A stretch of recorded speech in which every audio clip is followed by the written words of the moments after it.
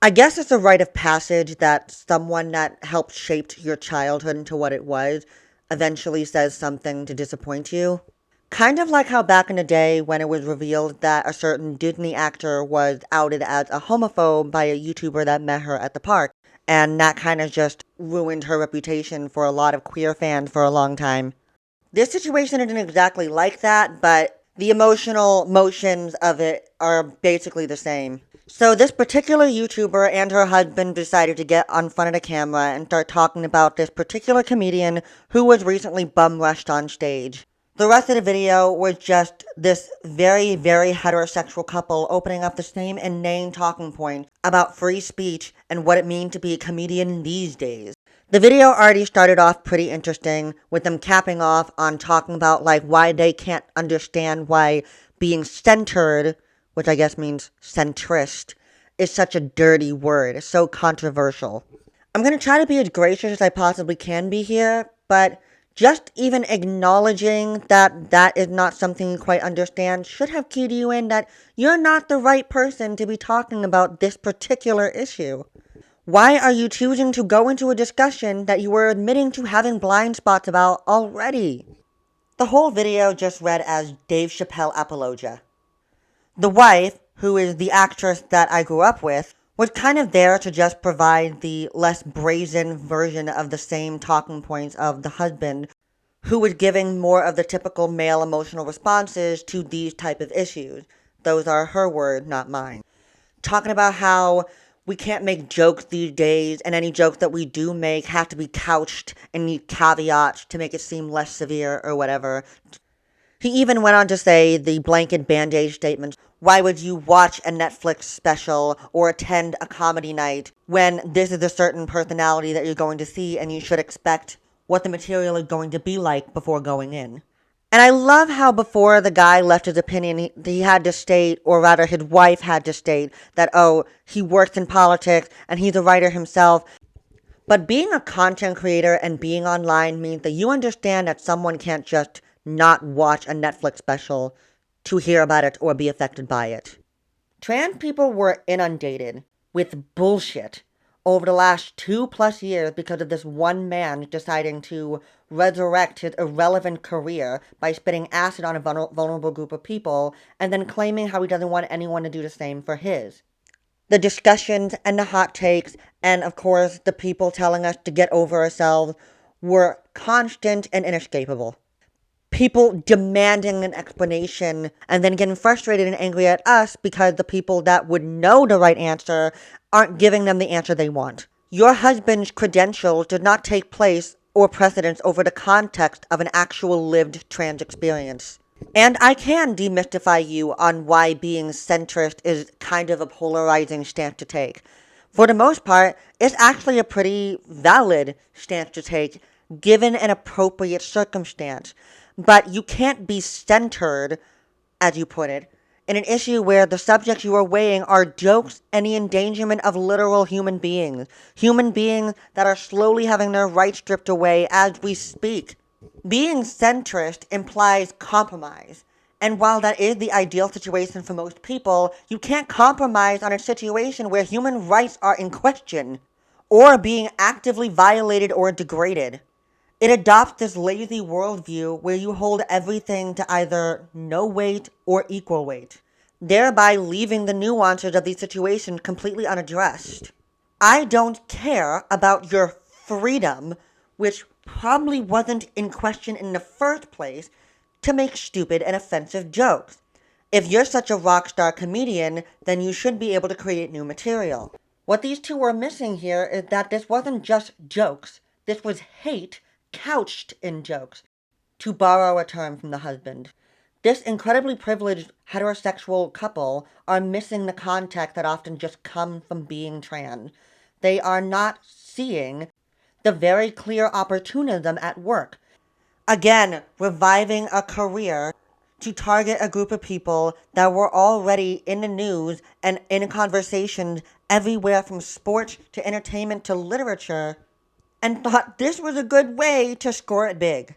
I couldn't help noticing that throughout the entire video, neither the husband or the wife mentioned trans people once. And I thought that was a good thing until I saw the comment section where she had a pinned comment of like, by the way, I'm an ally. This is the reason why people are suspicious of allies. Because they say it, but they don't do it. You didn't do it. You didn't even acknowledge the pain that we would obviously go through because of the ripple effects that would take place from a comedy special like this, let alone two and more that are planned. And you certainly didn't take into consideration how unbothered most trans people would be because the millionaire got football tackled. Oh, well. This is the same level of apathy that I had for when Donald Trump got diagnosed with COVID. Not because I necessarily wanted either of these men to get hurt, but because I knew that nothing bad would actually happen to them. They are fine. They have the means to get what they need to get well if they were ever unwell in the first place. You know who can't do that? The average trans woman. The husband in the video is crowing about just stop being offended when it's not about being offended, Brendan. It's about being endangered. We've already seen the direct trajectory from Kung Flu China virus to elderly people's faces being bashed into concrete and becoming dead on impact. Do you genuinely think that that's not going to happen to trans people? After everything going on with Dave Chappelle, J.K. Rowling, and all of these bills that they're trying to pass to limit the freedoms of queer people in America, early 2022 showed us a statistic from 2021 showing us that there are a record number of trans deaths in America, more than ever. And guess who was the majority of that death? Black trans women. But Dave Chappelle wants you to please stop punching down on my people. This is the same centrism that allows people to say stupid shit like, well, you can't just not be friends with a Trump supporter. Well, why not? If you don't think that I or 90% of my friends have a right to live on equal standing as you and not fear for our lives on a regular basis, then I really shouldn't be even talking to you for the sake of my own safety. So we just end up talking in circles over and over again. Another YouTube comment thread, another Twitter thread, another conversation with a relative that never goes anywhere. From this particular trans woman's perspective, it makes anyone who's ever decided to coddle this grown-ass man into a complete asshole. This man practically didn't finish dusting himself off before he started talking about, oh, the man that attacked me must have been a trans man. Of course he would say that because he understands that's his shtick. To be fair, I was lying just now when I said I'd never heard of him before 2020 and Sticks and Stones.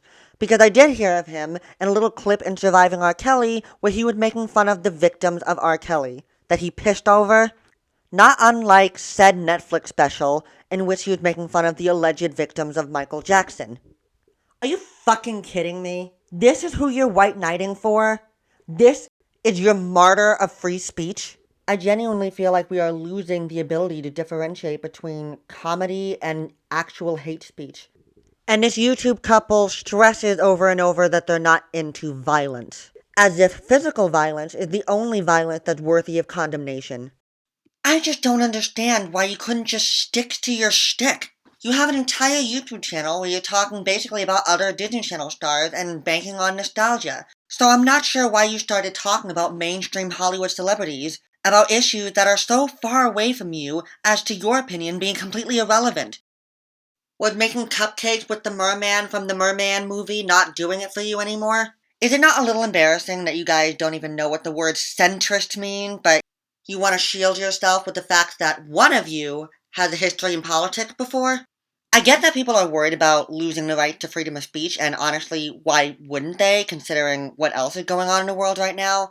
But I'm just not convinced if the right to free speech does die on the vine, that deplatforming comedians is going to be where it wilts. I mean, it sure as hell didn't happen with all those racist comedians we've never heard from again. Funny how people just pick and choose what's more important to care about.